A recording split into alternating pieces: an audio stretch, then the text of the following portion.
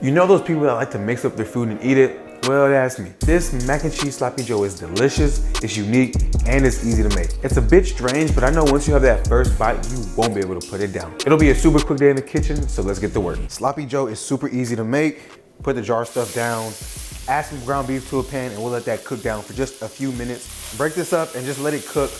So cook through over the next couple of minutes. When I was a kid, I used to use the jar sloppy joe and the box mac and cheese, and I thought it was the best thing on earth. So best believe me when I say this, since we're making this from scratch, it's gonna be 10 times better. Once you see most of it has been cooked through and no longer pink, we'll remove it from the pan and we'll get rid of some of the grease.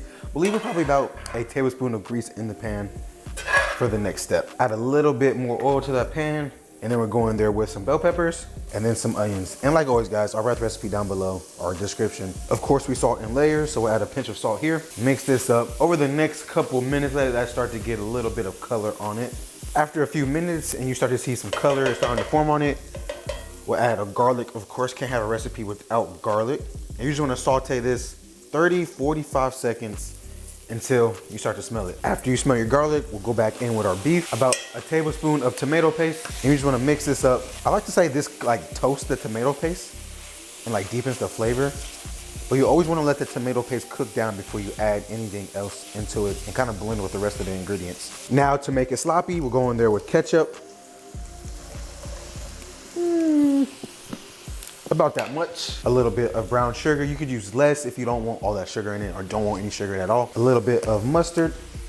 A little bit of chili powder. I'm using Chipotle chili powder. Worcestershire sauce, a couple glugs of that. Of course, a little bit of black pepper. We're gonna salt at the end just to make sure we don't use too much salt. And then right here, this is the only twist that I couldn't do as a kid. Instead of using water, I'm gonna be using beer.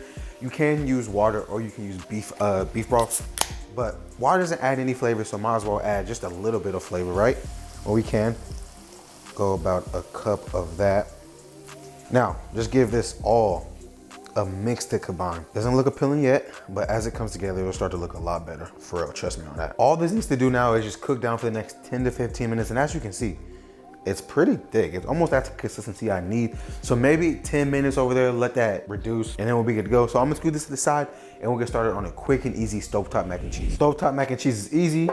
To a heated pan, add butter. Don't clown my knife work. My knife work was awful this morning. I don't know why I couldn't cut butter. Let this melt down. Let me turn my heat down just a little bit. I'm making a roux, so go over that with equal parts flour and then mix that up so all that raw flour taste is cooked out. Shouldn't be longer than a minute. Once that flour taste has begun to cook out, we'll go in there and slowly add our milk. Whisking as we do because we don't want this clump. We do want smooth mac and cheese sauce. So slowly just add and add and add. While we wait for this to come up to a simmer, we'll season this with the twins. We'll add a little bit of salt and of course some black pepper. You could use white pepper, but it doesn't make that big of a deal for me. If you don't want the spice in it, white pepper will work just fine as well. Mix this up, and then you just wanna bring this to a light simmer. So when you start to see small bubblings, that's when we'll go in there and add the cheese, but we wanna help this thicken up just a little bit. Always do dishes while you cook. Makes your job 10 times easier. Fun fact of the day. Okay, and as you can see, we're starting to see bubbles, so we're gonna cut this down to low heat. And our cheeses of choice, I'm using some Gouda and sharp cheddar. It's very basic. I'm not trying to go crazy. You can make it as fancy as you want, but for this application, I wanna keep it simple. It's gonna defeat the purpose of my childhood meal if I make it fancy, because I wasn't like that at 11 years old. So a little by little, add your cheese, mix it up. And once you see this cheese is melted, go in there, add more cheese.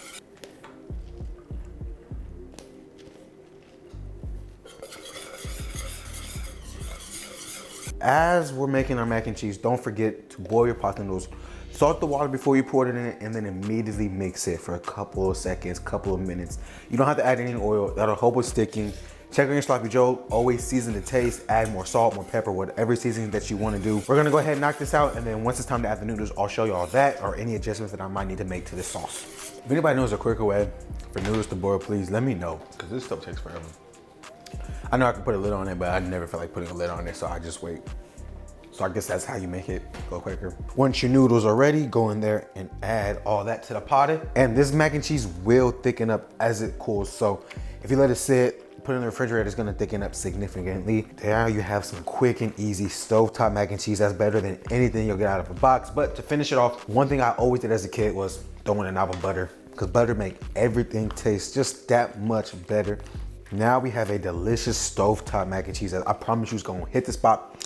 Now that this is done, we can set this to the side, taste and adjust for seasoning, grab your sloppy joe, toast some buns, and then we'll get ready to build. To build, we go down with our toasted bun, and I like to go a little bit deeper on the toast. This is a softer sandwich. I do want a little bit of crunch in it. To the bottom bun, we're gonna go over the top of that with our beautiful sloppy joe, just looking absolutely gorgeous. Tastes amazing too. Way better than anything here out of the can, I promise you that. We'll pile it up. I'm trying to make it look pretty, but it's a sloppy joe, so it's gonna get messy. On top of our sloppy joe, of course, our mac and cheese, and it's cooled a little bit while I was setting up for the thumbnail. It's gonna be really hard to kind of pile this up, so I'm gonna use my hands. Make sure your hands are clean in the kitchen. On top of that, of course, we need a little bit, just more crunch. I'm going over it with crispy onions. And as a kid, this was Lay's chips, the best chips in the world, plain. And this will add some more texture to that bite. And then to crown our king in glory, just like that, bang. We have a magnificent, beautiful sandwich just calling out for us to eat it. So we're about to go ahead, scooch up back, and we're taking a bite. Man, this looks crazy. This just sent me back 10 years easily to when I was a kid. I used to make this. But before I take a bite, I just want to take a quick second to say thank you guys so much for all the love and continued support. It means so much to me. You don't know how much it means. It keeps me going, keeps me motivated, keeps me pushing towards my goal. Sometimes I get caught up, guys. I'm not even gonna lie to you. Sometimes I want the clicks, the brand deals, the success, everything that comes with being a content creator, and I'm just not quite there yet, but all you guys' love and support really does make me just work harder, keep on pushing. So shout out to you guys. I'm not gonna get all soggy out here, but I'm ready to take a bite. Y'all ready to watch me take this bite? Let's go for it. This is a mess, bro. I'm telling you, this was everything in my childhood to me. Cheers to y'all. Eat great food. Make this. Oh my goodness. Eating that was very nostalgic for me. As you can see, it's all in my cutting board, so definitely get you a spoon and scoop it all up after you're done eating the sandwich. But make this. It's amazing. This is everything I ate in the childhood. This is like the embodiment of my childhood in one meal. It's delicious, it's sloppy. I don't know if I can say that as a kid. But anyways, nonetheless, make this and I promise you you'll be feeling the same way that I'm feeling. Come back next week. Y'all know I got a banger. Make sure I hit that like button, subscribe, comment down below, send this to a friend, be like, DeRay got the best stuff over there. He's cooking up. He's on the come up. Go show up to that boy. I'll see y'all next week. Peace.